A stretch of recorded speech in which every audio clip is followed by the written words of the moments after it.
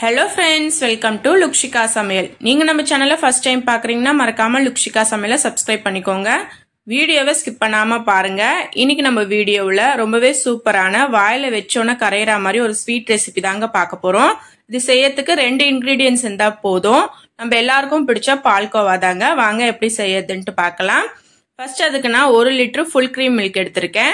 பால் கொஞ்சம் திக்கா இருந்தா நமக்கு பால்கோவா கொஞ்சம் அதிகமா கிடைக்கும். அதனால தான் கூடவே 1/4 கப் அளவு சக்கரை எடுத்துர்க்கேன். நம்ம எடுத்த பாலுக்கு இந்த சக்கரை அளவு கரெக்ட்டா இருக்கும். இப்போ வாங்க நம்ம பால்கோவா எப்படி செய்யறதுன்னு பார்க்கலாம். பால்கோவா செய்யறதுக்கு அடிகனமான பாத்திரம் எடுத்துக்கோங்க. அதே மாதிரி பாத்திரம் கொஞ்சம் பெருசா இருக்கணும். இப்போ ஸ்டவ் ஆன் பண்ணிட்டு ஒரு கடாய் எடுத்துர்க்கேன். அதுல நம்ம எடுத்து வச்ச பாலை சேர்த்துக்கலாம்.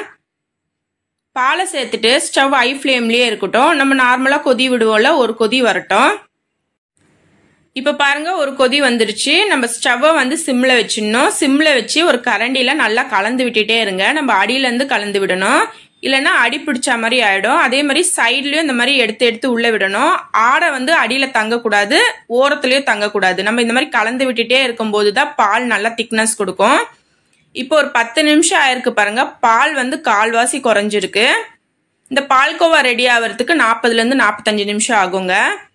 இதே மாதிரி கலந்த ஆடையெல்லாம் உள்ள எடுத்து விடுங்க. இப்போ ஒரு 20 நிமிஷம் ஆயிருக்கு பாருங்க. பால் நல்லா பாதி அளவுக்கு குறைஞ்சிருக்கு. இப்ப கலந்து விட்டுட்டே இருங்க. பால் கால்வாசி ஆகட்டும். இப்ப பாருங்க பால் நல்லா திக்காகி கால்வாசி ஆகியிருக்கு. இப்ப இதுல நான் 2 ஏலக்காய் கூட 1 டீஸ்பூன் அளவு சுகர் பவுடர் பண்ணி வச்சிருக்கேன். இது ஆப்ஷனல் தான். உங்களுக்கு தேவைப்பட்டா நீங்க வாசனைக்கு ஏலக்காய் சேர்த்துக்கோங்க. இப்ப நம்ம எடுத்து வச்ச 1/4 கப் அளவு சர்க்கரை சேர்த்துக்கலாம். 1 லிட்டர் பாலுக்கு 1/4 கப் அளவு சக்கரை கரெக்டா இருக்குங்க. இப்ப சர்க்கரையை சேர்த்துட்டு நல்லா கலந்து விடுங்க, கைவிடாம. நம்ம சக்கரை சேர்த்தோன்னு லைட்டா இலகி வரா மாதிரி இருக்கும். நம்ம கலந்து விட நல்லா திக்காகும். ஸ்டவ் சிம்லேயே வச்சு செஞ்சீங்கன்னா உங்களுக்கு அடி பிடிக்காம இருக்கும். இப்ப பாருங்க நல்லா சுருண்டு திக்காகி வந்திருக்கு. இப்ப நம்ம நல்லா கலந்து விட்டுட்டு ஸ்டவ் ஆஃப் பண்ணிடலாம். அவ்வளவுதாங்க, நம்மளோட பால்கோவா 2 இன்கிரீடியன்ஸ் வச்சு சூப்பரா ரெடி ஆயிடுச்சு.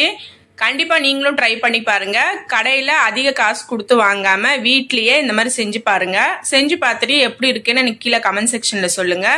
இந்த வீடியோ உங்களுக்கு பிடிச்சிருந்தா லைக் பண்ணுங்க, ஷேர் பண்ணுங்க. மறக்காம லுக்ஷிகா சமையலுக்கு சப்ஸ்கிரைப் பண்ணிக்கோங்க. தேங்க்யூ. தேங்க்ஸ் ஃபார் வாட்சிங்.